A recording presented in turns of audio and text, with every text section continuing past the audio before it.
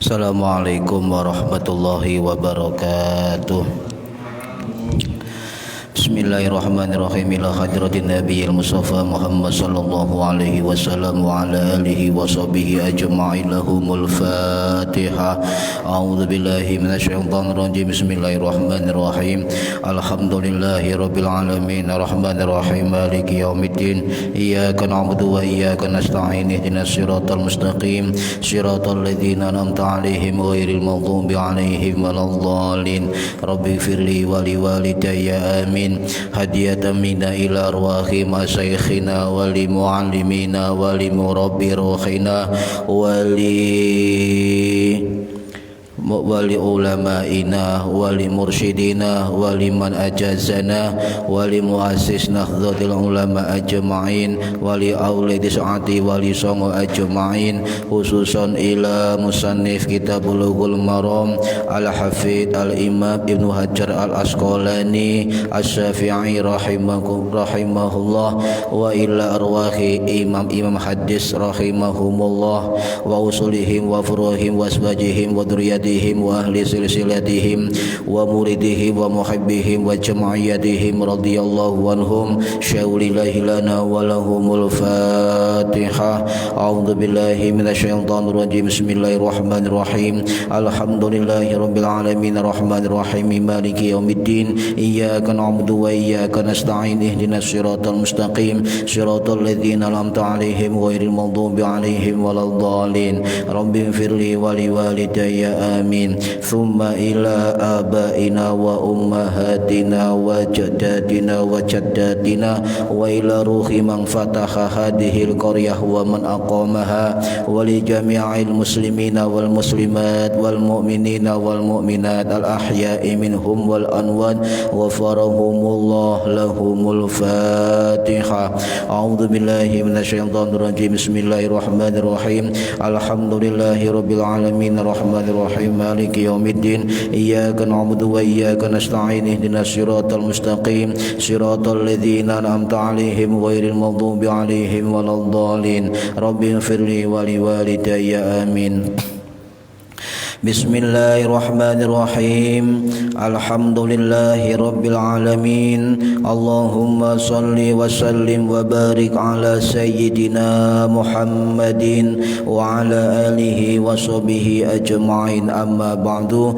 Wa la hawla wa la quwwata illa billahil aliyil azim. Ingkang kula hormati para bapak, para ibu, jamaah rutin pengajian Kitab Bulughul Maram, mudah-mudahan yang hadir dan mendengarkan mendapatkan barokah, maslahah, manfaat, wasa'adah, wassalamah, wassafa'ah fid dini wad dunya wal akhirah. Amin ya rabbal alamin. Monggo yang belum niati golek ilmu lillahi ta'ala. Para hadirin ingkang kula hormati, halaman 11 hadis yang pertama. Bismillahirrahmanirrahim. Kitabut Thaharati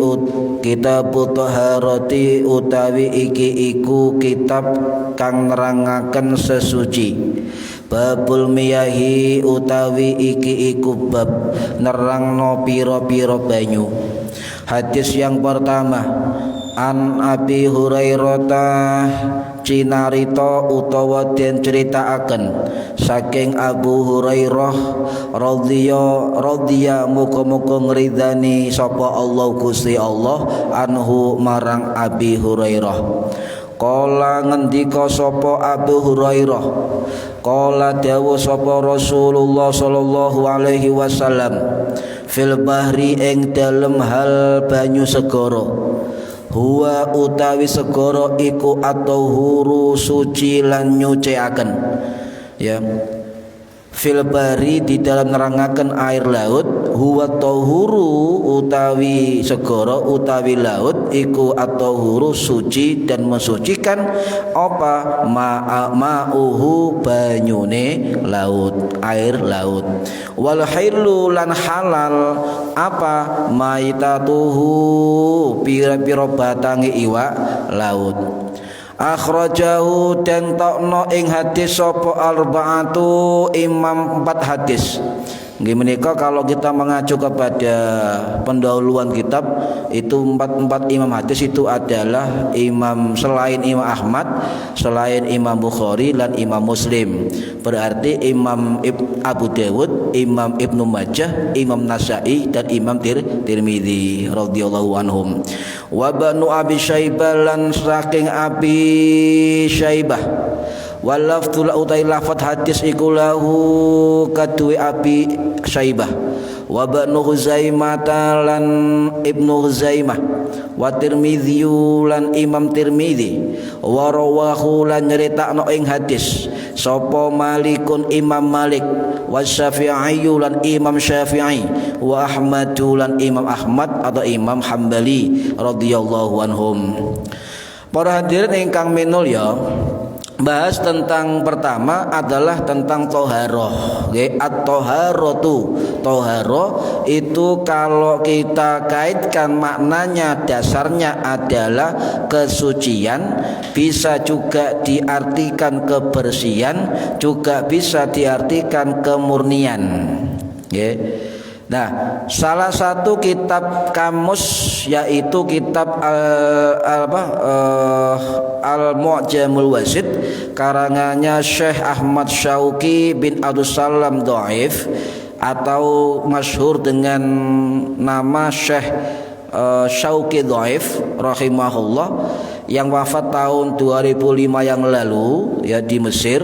Beliau mengatakan toharo itu adalah dari kata tohuro, tuhuron yang artinya bersuci. Kalau kita lihat dengan ilmu nahwu tasrif, toharo ya tohuru tuhuron toharo juga artinya bersih. Lah toharo ini perlu dibedakan. Toharo kalau dalam fikih itu memang terkait dengan menghilangkan najis dan kotoran, baik di dalam badan, baik di tempat maupun di badan tempat dan fi badani, badan tempat dan badan tempat dan pakaian ya. Tetapi sesungguhnya gini para hadirin, at-toharo itu kalau kita artikan secara muwassa, secara luas, itu adalah pembersihan lahir dan batin. Jadi toharo itu kalau diartikan dengan kajian ilmu tasawuf itu bisa diartikan secara luas pembersihan diri dari kotoran jasmani dan kotoran rohani. Jadi ada istilah namanya nadzafah.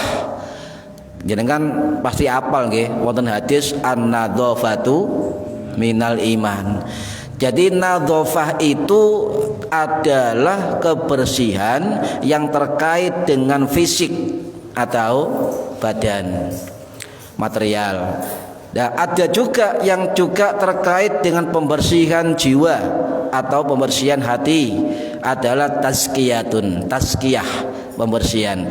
Jadi toharoh itu bisa diartikan artinya nadzafah pembersihan badan fisik, dan juga tazkiyah pembersihan jiwa itu bagian dari toharoh.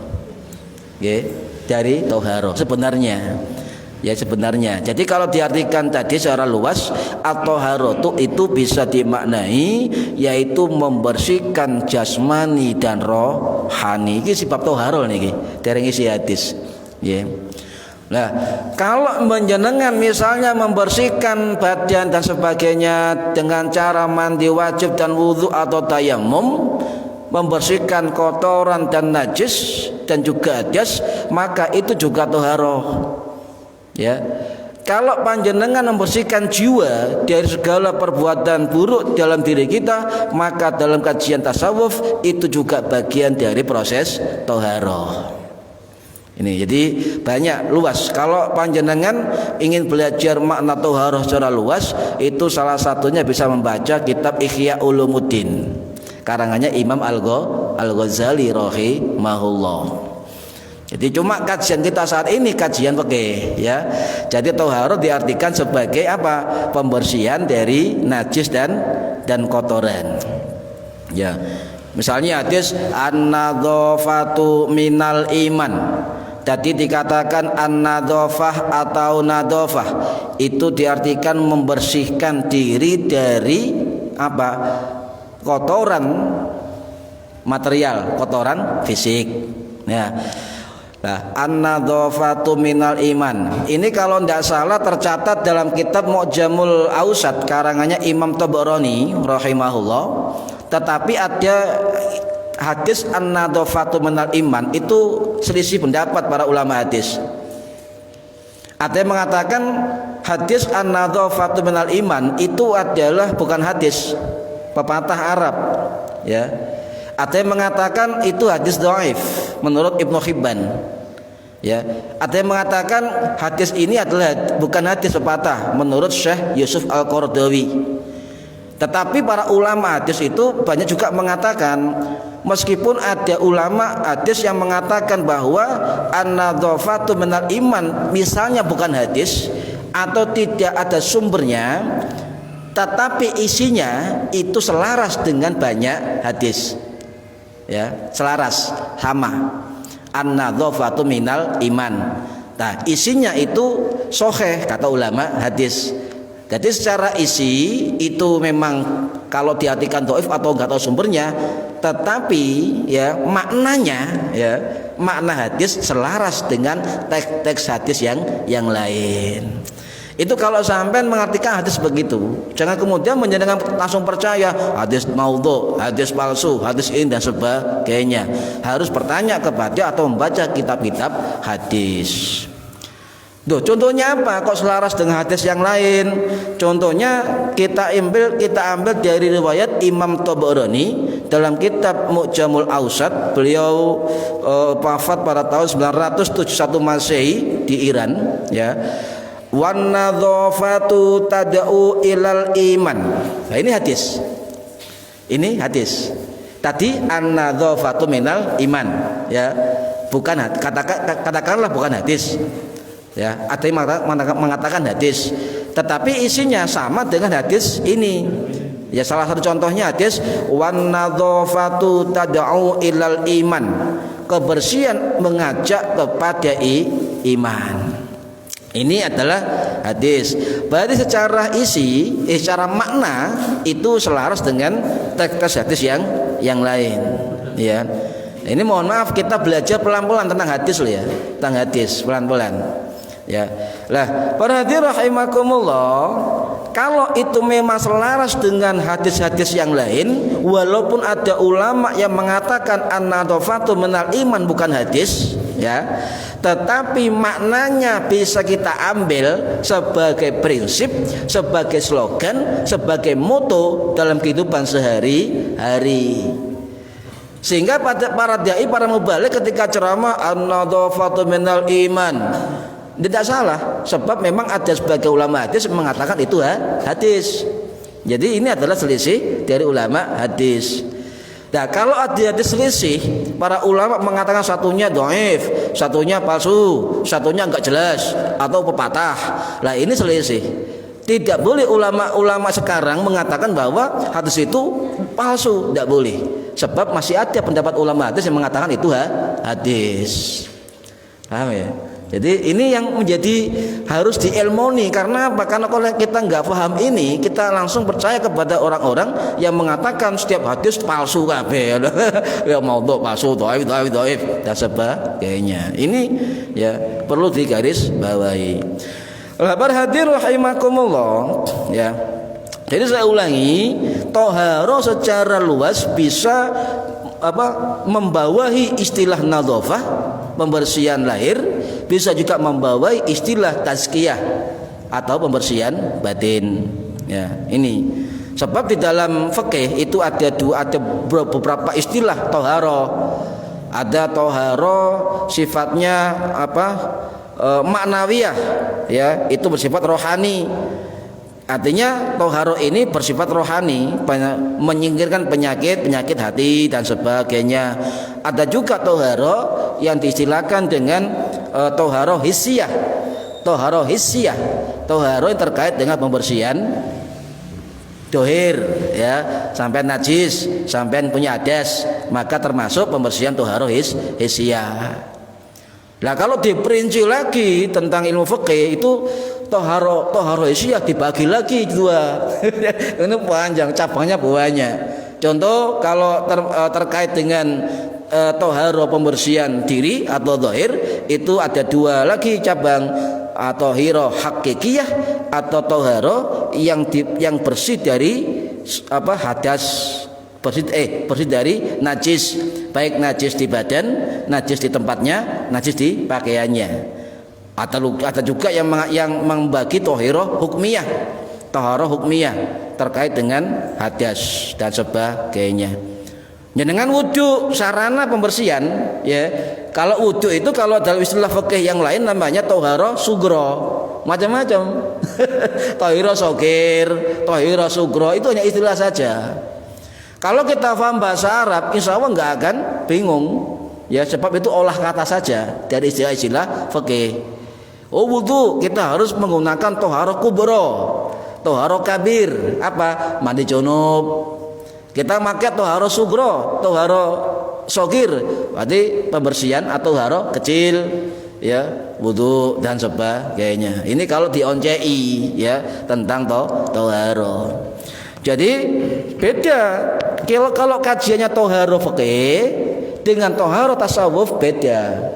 Makanya kalau orang tidak bisa membedakan mana toharo pendekatan fikih, mana toharo pendekatan tasawuf, tidak bisa membedakan, ya amburadul. Nah, ini pentingnya kita belajar tentang istilah-istilah fikih dalam hadis Bulughul Maram. Nah, tentang keluasan makna toharo niki saya judulnya niki.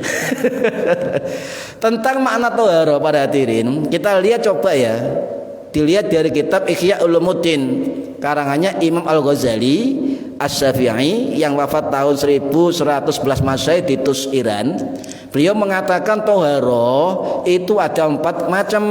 Nah, saya juga menulis ini, mohon maaf sebab ini kalau nggak ditulis kita akan salah ya. Yang pertama menurut Imam Ghazali ada toharo dhahiriyah, toharo dhahirah atau toharo apa satunya istilahnya saya lupa ya.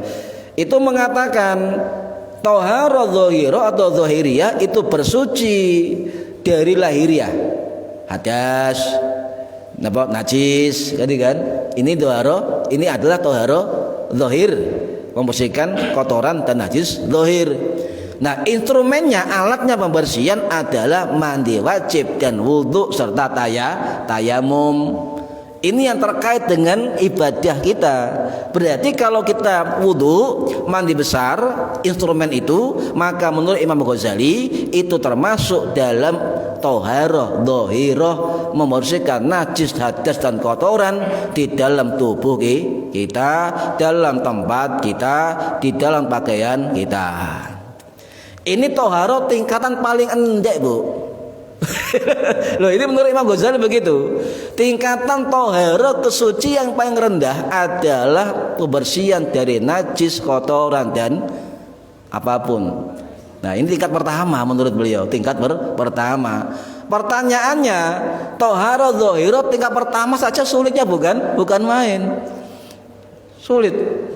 Kadang-kala nggak tahu ilmunya, kadang-kala nggak tahu caranya, kadang-kala lupa. Mari kikuk sholat, oh lupa nggak apa-apa mau lupa, ya.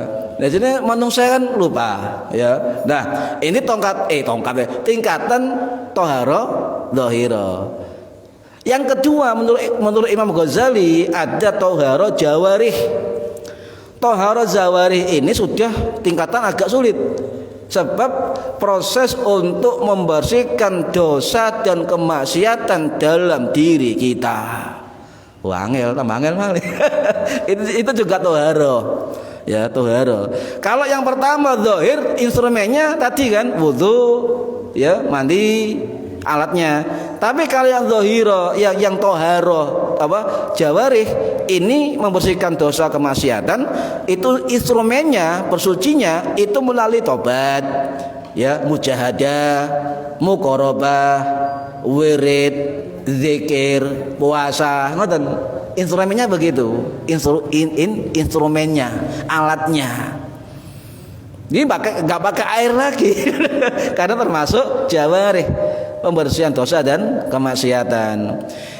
Yang nomor 3 menurut Imam Ghazali adalah toharo kolbiyah, toharo penyucian hati. Angel mana ini kan?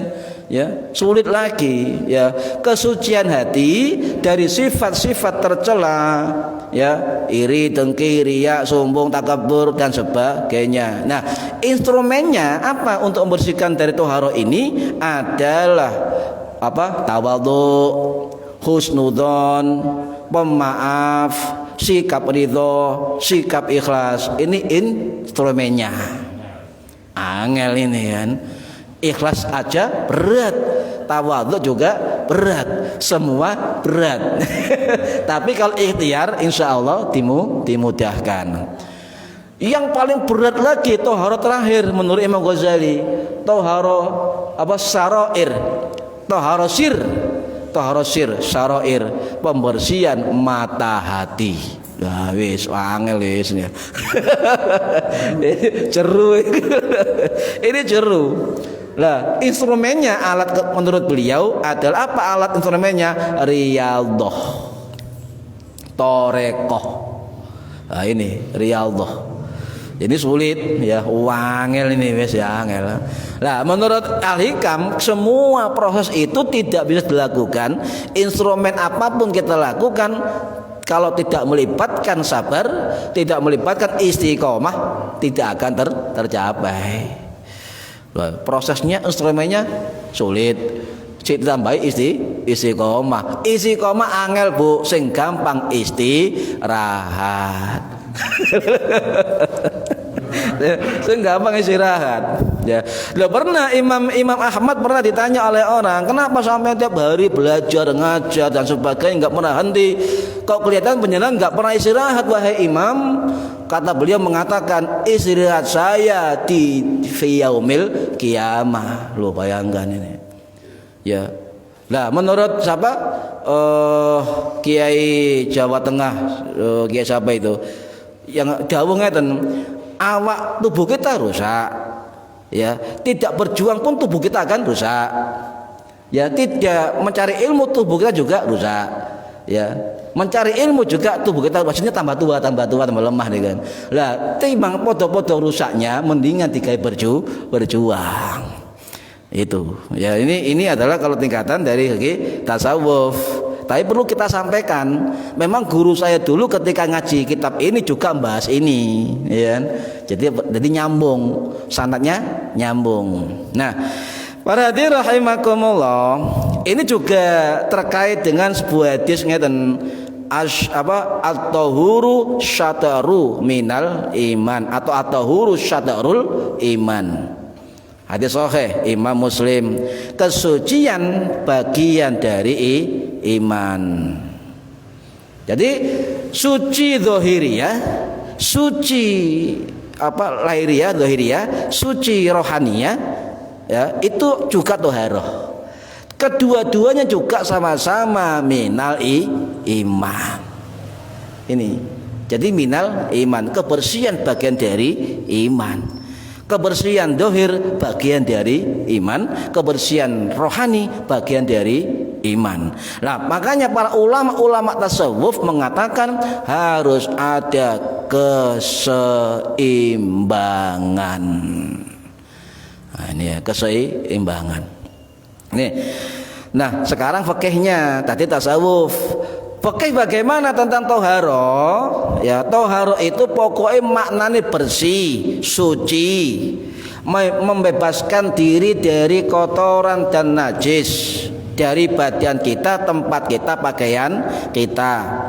Ya, itu sudah benar istilah toharo. Ya, untuk ibadah, sholat dan sebagainya. Nah, sekarang saya lihat ketika saya belajar kitab-kitab ya.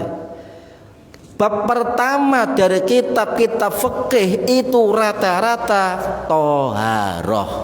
Safina toharoh, Sulan Taufik toharoh. Banyak. Jadi bab-babnya pasti toharoh. Kenapa toharoh? Ini harus diulas. Kenapa ulama-ulama fikih ketika membuat kitab-kitab fikih atau hadis rata-rata bab toharo di bagian pertama. Nah, berarti ada makna tersembunyi. Berarti toharo bersuci itu adalah penting di dalam ibadah. Pelajaran pertama di dalam fikih Islam. Toharo artinya suci, atau bersuci. Bersuci itu syarat nopo? Syarat salat, ya. Nah, salah satu kunci surga itu tidak hanya la ilaha illallah. Kita sering mendengar kalimat hadis la ilaha illallah miftahul jannah. Tidak, ada salah satu kunci surga miftahul jannah adalah as-salatu, salat. Hadis sahih.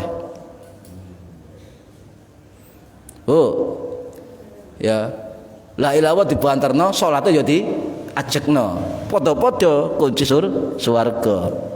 Ya, kunci surga salah satunya adalah as-salatu, salat. Ya. Nah, sekarang pertanyaannya, kunci salat apa? Bersuci. Berarti bersuci ini adalah ada syarat secara zahiriyah mengerjakan sholat, dan juga secara rohaniyah itu menyiapkan diri untuk membuka kunci surga dengan sarana toharoh. Paham ya? Kenapa di kuburan disiksa kok toharoh duluan? Ini jawabannya. Sebab salah satu dari kunci sholat adalah bersuci, dan sholat salah satu dari kunci surga. Makanya kalau belajar ada nggak hadis? Ada, cuma jarang disampaikan, ya, jarang disampaikan. Lah, ini syarat la yaqbalullahu sholatun, ya, tidak diterima sholat, ya, Allah tidak akan menerima sholat siapa? Bi ghairi tahurin, tanpa bersuci. Wala sodakotan, dan tidak menerima sodakoh, ya, min ghululin, dari sumber korupsi. Ini hadis sahih, hadis Imam Nasai, Ahmad dan sebagainya. Nah, para hadirin rahimakumullah, tadi alasan mengapa kitab umum fikih itu bab awal toharo. Sekarang bab kitab Bulughul Maram. Kenapa Imam Ibnu Hajar Al-Asqalani, ya, meletakkan toharo di awal kitabnya? Kalau kita belajar kitab tanpa syarah sulit, kitab penjelas. Nah, coba kita buka. Kenapa sih? Pertanyaan besar. Kenapa Ibnu Hajar Al-Asqalani meletakkan toharo di awal kitabnya? Ya kan? Nah, kita buka syarah-syarat Bulughul Maram. Contoh, kitab Ibanatul Ahkam, syarah Bulughul Maram, karangannya Imam Abu Abdullah Abdus Salam Alusi. Kita buka kitab syarah termasuk kitab Tuhfatul Ayyam, kitab Tawdihul Ahkam, kitab Subulus Salam, dan lain-lain. Nah, kitab-kitab ulama ini, pensyarah kitab ini itu menerangkan, ya, kenapa Ibnu Hajar meletakkan hadis toharoh di awal kitabnya. Nah, ternyata Ibnu Hajar Al-Asqalani itu mengikuti tradisi ulama-ulama dulu, dan juga ikut tradisi guru-gurunya sebelumnya yang mengarang kitab. Jadi kitab fikih. Beliau mengatakan sebab, ya, ajaran perintah Allah dan Rasulnya yang paling asasi, paling mendasar adalah perintah sholat. Ini ada perintah yang paling asasi, paling mendasar, ya. Jadi kita usahakan jangan pernah meninggalkan sholat. Apapun alasannya tidak bisa kita meninggalkan. Orang sakit pun tetap wajib sholat. Tidak bisa bergerak, lumpuh, matanya sholat, ketip, tapi sholat. Tergantung niat saja.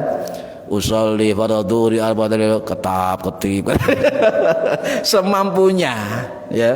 Makanya Bu, kalau ada saudaranya yang sakit diranjang gak bisa bergerak, kalau gak bisa wudu ya diwudukkan, kalau gak ditayamumkan gak apa-apa. Kemudian suruh sholat, ketip, tidak apa-apa. Kalau ketip nggak bisa, tangannya begini, oh Akbar, isyarat, boleh. semampunya dengan kondisi yang sulit. Wajib itu tetap wajib ya. Berarti rahimakumullah itu.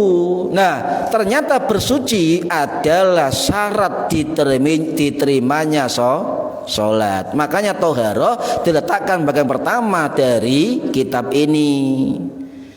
Dan ada juga ngeten penjelasan, loh, kenapa kok toharoh terkait sholat? Kenapa kok sholat?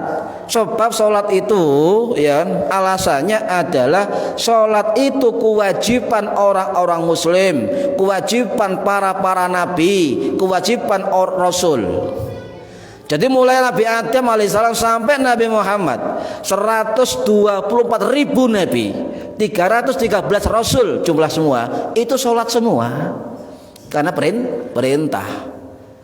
Lah, rasul, nabi, ulama, kiai, wali semua sholat. Kita enggak sholat. Ikut siapa sampean? Nah, juga termasuk ibadah atau amaliyah kewajiban yang dihisab pertama besok yaumil qiyamah adalah sholat kita. Yang pertama dihisab sholat kita, dihisab pertama sholat kita. Malaikat ngomong sholatnya lengkap ya Allah, tapi gak gusuk ya, sholatnya lengkap tapi gak gusuk, sholatnya lengkap tapi terakhir delon sunai gitu. Oh banyak ya Allah, oi masukkan ke ibadahnya, lo jangkep mana itu.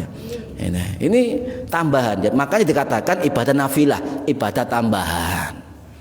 Jadi dua sampean, qobliyah sampean, ba'diyah sampean, napa malih tahajud sampean itu ibadah nafilah atau ibadah nawafil. Ibadah yang menambah terhadap kesempurnaan sholat kita besok akan terlihat fi yaumil qiyamah. Ini lah, ukuran ketaatan seorang hamba itu adalah sholat. Ukuran ketaatan. Wonge apik, wonge sugih ahli sedekah, wonge sugih ahli sholawat, wonge gawanteng ahli salat, wonge tapi ahli sedekah tapi enggak salat. Tidak diartikan orang taat. Sebab pintu ketaatan pertama dari seorang hamba kepada Allah adalah sholatnya. Nih, sholat 5 waktu kewajiban kita, tetapi untuk meningkatkan derajat kita, takarub kita di hadapan Allah itu sholat sunnah kita. Niku. Jangan 5 waktu yo kabeh sok nglakoni. Memang kewajiban. Lah yang menambah nafilah ini, menambah derajat, menambah ini adalah sholat sunnah yang mengiringi sholat wajib dan sholat sunnah yang lain. Ayo, mumpung kita masih hidup, ayo, pernahkah satu kali kita ya persembahkan sholat kita terbaik untuk Allah? Pernahkah dalam diri kita sebelum kita meninggal dunia satu kali saja di hadapan Allah kita tahajud dengan khusyuk sebagai hadiah kenangan terindah besok menghadap Allah? Pernahkah kita kemudian bersolawat 1000 kali sehari saja, 1 kali 1000 kali untuk ketemu dengan Rasulullah fi yaumil qiyamah? Mumpung kita masih ada kehidupan dalam diri kita, nyun sewu ya, karena kenangan terindah kita di hadapan Allah nantinya adalah ibadah yang terbaik kita sampaikan hanya untuk Allah. Ngoten nggih. Mau tegang, santai mawon. Ini para hadirin rahimakumullah. Lah, kunci surga niku napa? Nah, gini mohon hadis. Salat itu termasuk kunci surga. Dan kunci salat adalah bersuci. Ada kaitannya? Wonten kaitannya? Wonten. Wonten hadis riwayat sahabat Nabi sing namanya Jabir bin Abdullah radhiyallahu anhu yang wafat tahun 697 Masehi di Baqi Madinah. Beliau mengatakan, Nabi bersabda, miftahul jannah, kunci surga adalah as-salatu, salat. Wa miftahus shalah, dan kunci salat, pembuka salat adalah al-wudu, wudu. Ini hadis siapa? Hadis riwayat sahih, ya. Imam Tirmidzi dalam kitab Sunan Tirmidzi dan lain-lain. Nah, ini berarti sholat kalau kita kaitkan dengan hadis ini adalah ternyata kaitannya betul Imam Ghazali, toharoh itu terkait dengan jasmani, terkait dengan rohani. Sebab ternyata toharoh itu syaratnya sholat, miftahus sholat, sedangkan sholat miftahul jannah. Paham Bu? Jadi sampean perbanyak kunci-kunci itu biar kita membuka pintu surga dari banyak pintu. Oh ini koyon. Tapi so pengerti kan begitu. Sholat kita satunya gak terima, satunya diterima. Wis pokoknya diterima itu sudah alhamdulillah nih kan. Ini para hadirin rahimakumullah. Babul miyahi utawi kiku bab pira-pira banyu. Al-miyahu itu jamak air dari al-ma'u, air. Jadi kalau al-miyahu banyak air. Ini cerdas para ulama kita mengartikan babul miyahu. Kenapa? Sebab alat bersuci yang namanya air banyak. Ada air hujan, wonten air sumur, ada air embun, ada air laut, ada air sungai, ada mata air atau sumber air. Jadi dinamakan al-miyahu, bab yang menerangkan tentang air-air. Jadi tohara itu almiyah, ya dari kata al-ma'u air atau ma'un banyu air, ya. Nah nanti kita ngaji kitab ini pelan-pelan, bisa juga satu hadis bisa 3 pertemuan, bisa 2 pertemuan. Sebab kenapa? Sebab kita pelan-pelan bareng-bareng belajar. Yang penting kita belajar bareng-bareng ini saling memahami. Ada satu ilmu yang kita masukkan dalam hati kita yang bisa menjadi manfaat, itu yang penting. Ya, itu yang penting. Sebab apa? Proses kita adalah tafahama, proses memahami. Itu saja kita belajar ini. Proses tafahama, proses memahami sebuah hadis agar kita tidak terkena akhta fil fahmi, kesalahan memahami, tidak terkena penyakit al-akhta atau khata fil fahmi, salah memahami, atau su'ul fahmi, kesalahan faham. Juga kita bahkan jangan sampai kita terjadi su'u tafahumin, salah memahami atau selisih memahami. Jadi kita prosesnya pelan, yang penting faham itu. Ya, yang penting faham. Kitab besar apapun, pernah guru saya mengatakan begini para hadirin, kitab besar apapun yang kamu ngajikan, kitab setipis apapun yang kamu ngajikan, ya, tapi kalau keterangan kamu tidak bisa terima oleh orang, ya percuma. Ya, yang penting pelan-pelan ya memahami, ya, memahami. Kemudian an Abi Hurairah, diceritakan dari sahabat Abu Hurairah radhiyallahu anhu, radhiya muga-muga ngridani sapa Allah Gusti Allah anhu marang sahabat Abu Hurairah. Nah, tapi pertanyaannya, siapakah Abu Hurairah? Kenal nggih, Bu? Kenal nggih? Kenal Abu Hurairah? Kula mudah kenal, cuma semerep namanya. Nah, bapaknya kucing. Nah, ini kan Abu Hurairah bapaknya kucing. Wis masyhur lah ceritanya, enggak usah ceritakan. Nah, Abu Hurairah ini punya nama lengkap, ya, punya nama asli namanya Samsu Abdul Samsi bin Sakhr, ya, Ad-Dausi, Al-Asdi Ad-Dausi, itu namanya.